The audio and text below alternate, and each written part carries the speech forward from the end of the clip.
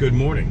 It is August 17th, 2018, and we are working in Bristol Borough, Pennsylvania today.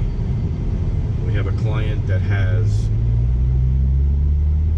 a front porch that is shared with another home, and he has two columns that come down that hold up the roof, and they come down, but they don't sit right on the decking. Instead, they sit on top of metal standoffs. Oddly enough, there must have been some sort of a problem with the post at some point, and somebody jammed a piece of 2x4s or something in between the bottom of the post and the top of the standoff. So you have a standoff coming off the decking, and you've got like three pieces of timber that are splitting and coming apart, and then you've got the post going the rest of the way up to the roof. So our goal today is to cut all that mess out of the bottom and replace it with a piece of pressure treated timber. It's kind of an odd dimension, so what I did was I took, and I didn't do this on camera so I can't show you this, but I just used the table saw and a miter saw. I took a piece of pressure treated 6x6 and I cut it to be 8 inches tall this way, because I measured it yesterday. 8 inches tall, so I know it goes above the mess. And then I ripped it down so it's 4 5/8 by 4 7/8, because it's not a square column. It's rectangular. So we're going to cut out all that mess, put this in, mortise in some attachments to hold it in place, fiberglass over it, sand it down, and paint it to match. So I'm going to roll my intro, and then we'll be on scene.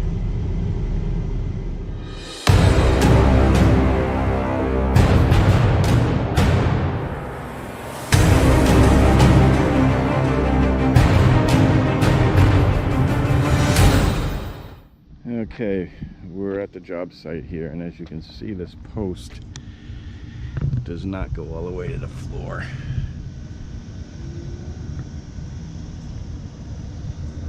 Somebody's got 2x4s, 2x6s cut and jammed in there, and they've got this metal post under here holding it. It's very strange looking.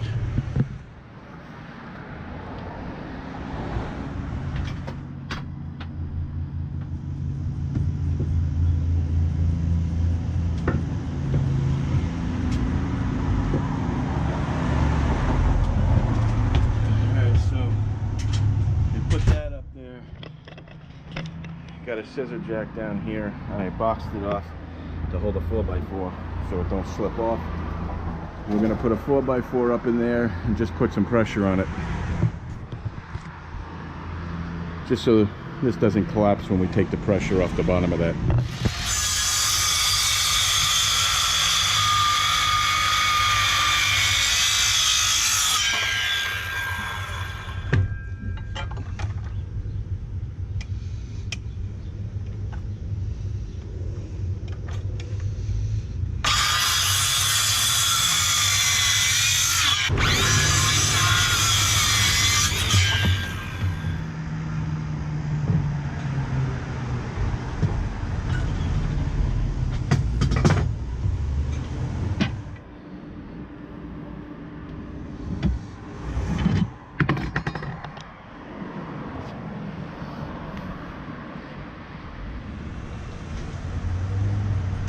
It's nice and tight.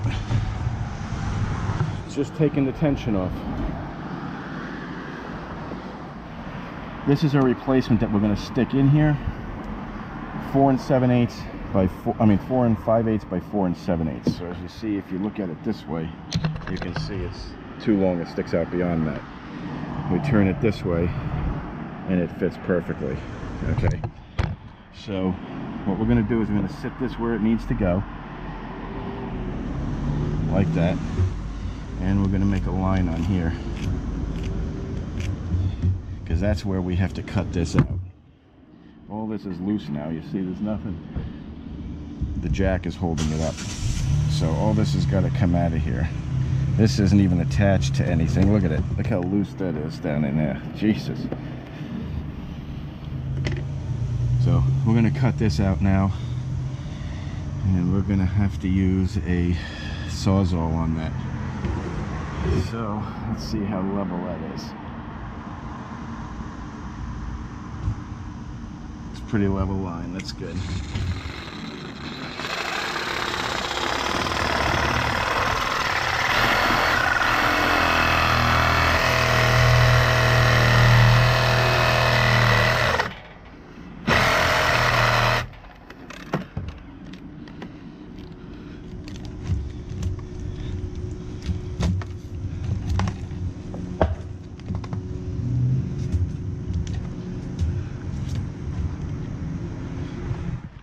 There you go. It's cut out of there. Like so. And this has got to get in there.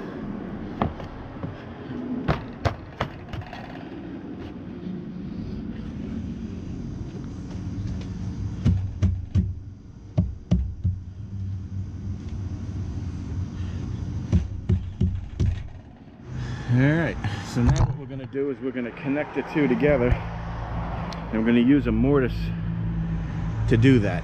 And I want to show you exactly how that's going to work. So what I'm doing is I'm using these flat irons to hold them together. So I'm going to trace out where these are going to be. Now you don't have to be right perfect with tracing these lines, because you're going to make the, you're not going to need to make this perfect. You're not going to see these. They're going to be hidden behind a fiberglass filler. So I traced this out on three sides, the front and both sides. I traced it. I've got 4 of these. They come 4 in a pack. I'm using 3 of them. So you trace them out, and then what you're going to do is you're going to set your router depth to the depth that you need it to be.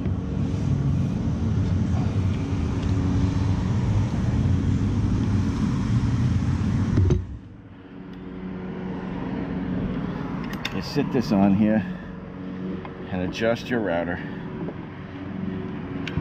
so that it's a little deeper than this. This way it'll hide the screw as well. And then lock your router down. And then all you're going to do is router out the section here and on this old piece of where it's going to be.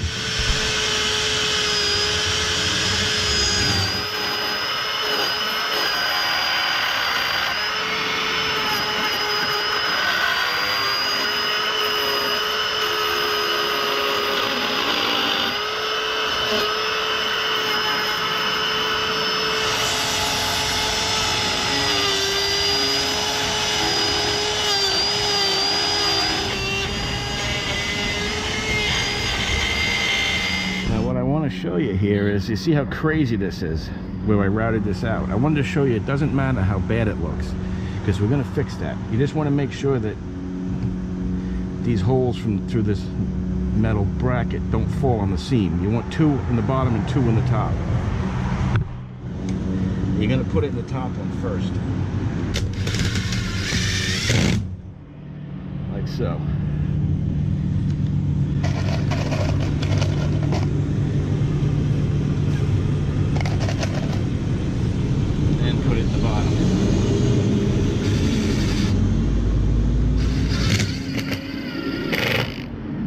It up nice. Just got to make sure front to back is lined up good. I want to use 4 screws in each one of these.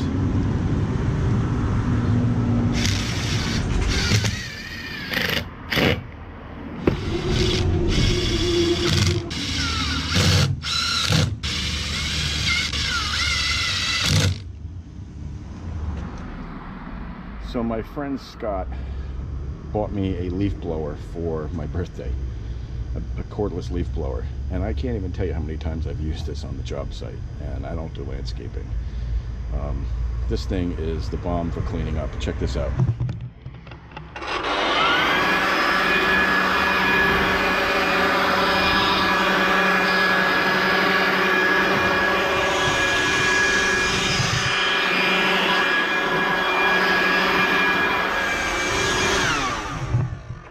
done. Thanks, Scott. Alright, so now we're going to let this down. Put the pressure onto the new piece of wood that we stuck in there.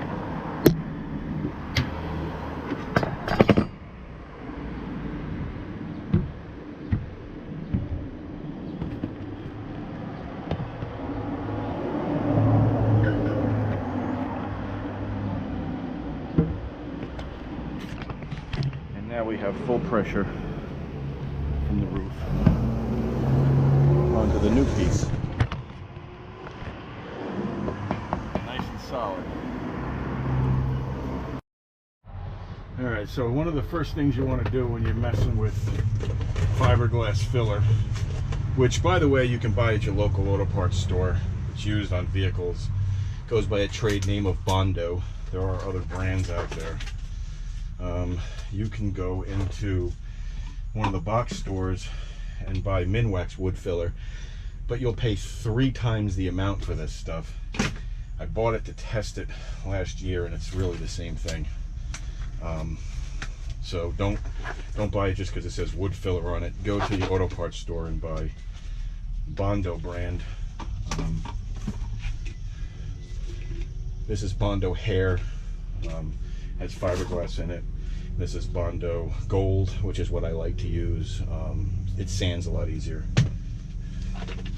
and you're just using it to hide stuff. So, but you want to put gloves on. This stuff is nasty. You might even want to wear a respirator because it does smell, and I'm sure the fumes are probably harmful. Now, I buy these things by the dozen from these are called thrifty trowels. I buy them for like 100 of them for like $12 on Amazon, and I use this. Came from leftover scrap from putting a shower in. I'm going to throw it out when I'm done anyway, but let me move you so you can see what's going on here. So I'm just scooping it out and putting it on here. Use this rag, I guess. Clean this up. You don't want to get this on you. This stuff is nasty. It is nasty. So I carry plenty of plastic bags with me just for this purpose.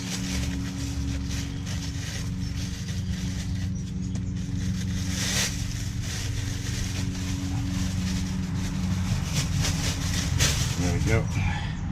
And then you take the hardener, and for a big amount like this, I'm going to put a decent amount of hardener. It hardens quick. The more you put, the faster it hardens. And then you just mix the two together until they become pink together.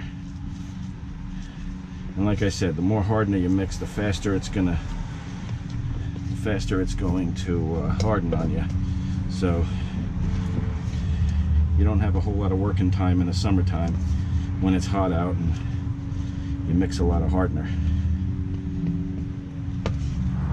So now you're just going to take it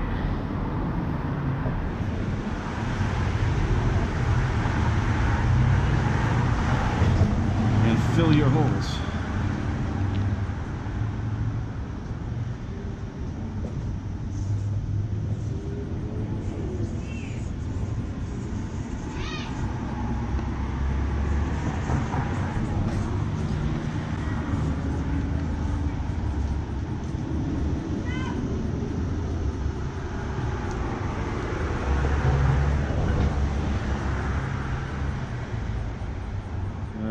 So you want to get it on there in rough shape, and then you'll put a second coat on over that, right over the screws and over any other imperfections that you haven't got the first time, and then you're going to sand the whole thing down. Right now it looks pretty rugged, but it'll look better once we get it sanded. In an effort not to get this fiberglass filler all over the camera, shutter button, I didn't turn it on after I mixed it this last time. As you see, it's very lumpy, but it's covering all of the metal plates and screws that we stuck in there. Once we paint this, after we sand it and we paint it all gray, it's gonna look like it's been that way. Just you wait and see.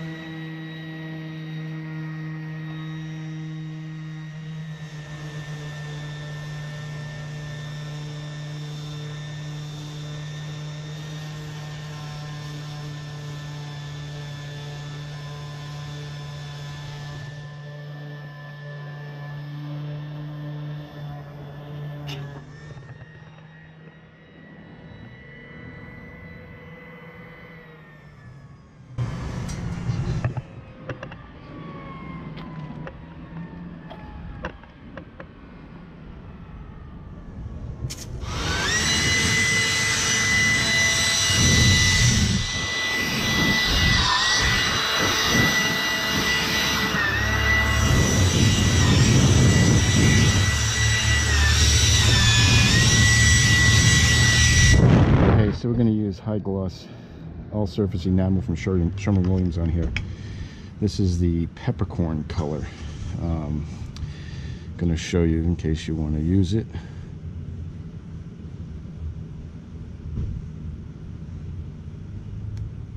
Okay.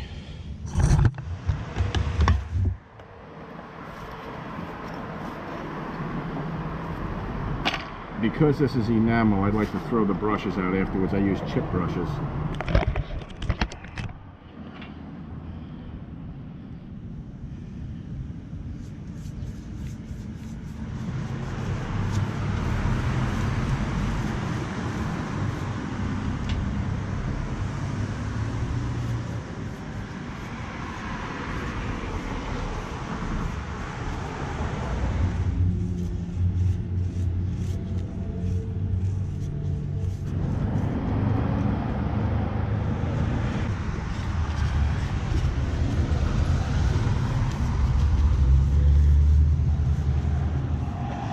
Trying to look at it.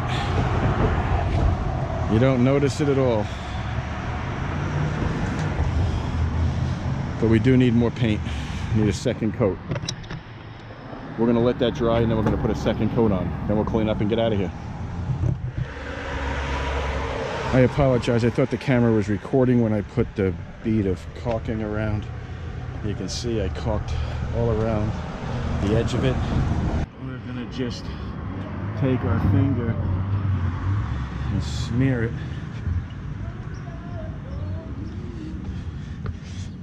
Paint's not really dry yet, but that's okay because we're going to paint over this, so you're not going to see where it smears. So I don't know if you can hear this guy under the bridge over there, but he's either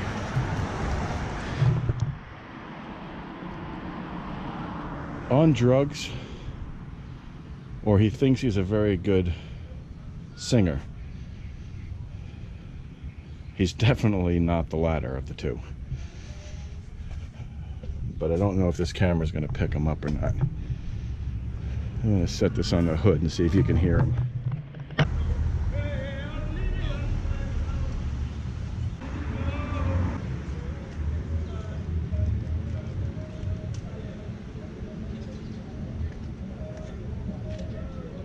So I'm guessing it's been about 5 minutes of me recording this. I'm going to cut some out, but I'm guessing you got to hear him. In the meantime, while you were listening to Psycho over there, this is how it was. I'm just putting it back the way it was. I don't have a new strap with me. So I wanted to show you This is what we put in there. This is what was in there. This was just sitting. At one point in time it was screwed down, but those screws rotted off probably 20 years ago. So this was sitting there.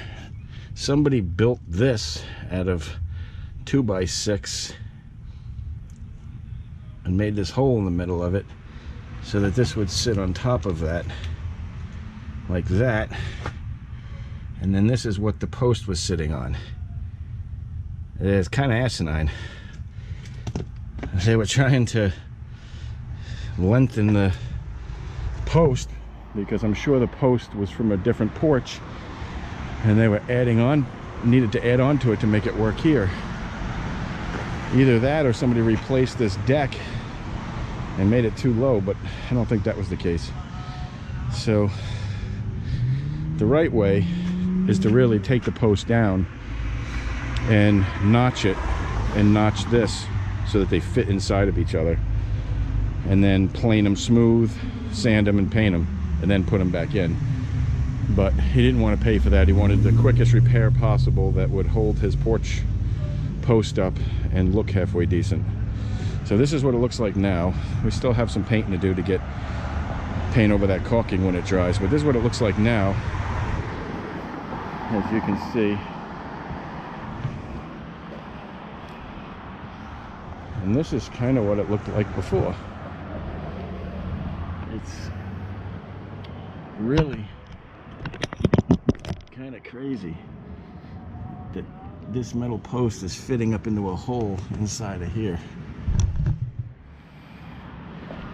I asked him if he wanted both done. He said he just wanted the one done. And then this one, I guess, is the neighbor's, because the gray paint only goes to that corner brace and the rest is white. And when you have houses that are connected together like this, you have to draw the line somewhere. It does look like it's sitting on his porch here though, because theirs is the same way. You see, they've got the metal braces underneath of it as well. Just theirs are in a lot better shape. In fact, this is starting to buckle here because there's a void underneath of it. And he's got a terrible crack as well. So we're just going to let this dry up a little bit so that we can paint over the caulking. Alright, so this is the last of it here. We're going to put some more paint on here. Touch up where the caulk is.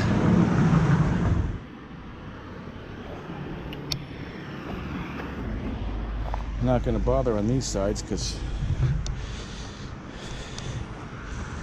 it's white. We are going to get that.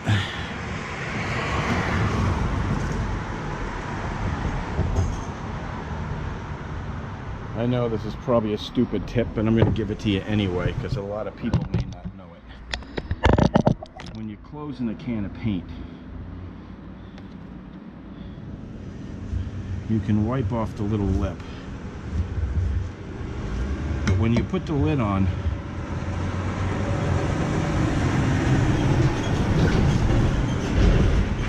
cover it.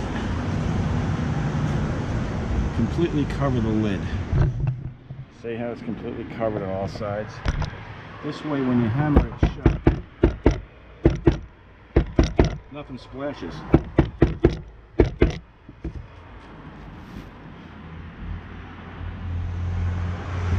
And if it don't splash, it won't get on anything you don't want it on. Now, the reason I used a bag here instead of a piece of newspaper is because when I'm done with this paint, I like to stick it in the bag and tie it up. This way, if there's anything on the outside of the can, it don't get all over everything. And when it dries in here, then I'll put it on the shelf. Okay, the job's all done. As you can see, the new base to the post is all installed, caulked, and painted. You probably will want this one done next because This kind of looks like crap. Alright, so that job's complete on the porch post. I want to thank you for watching my video. If you enjoyed this and you want to see more videos like this, go ahead and subscribe. After you subscribe, if you click on that little bell, you'll be notified every time I upload a new video.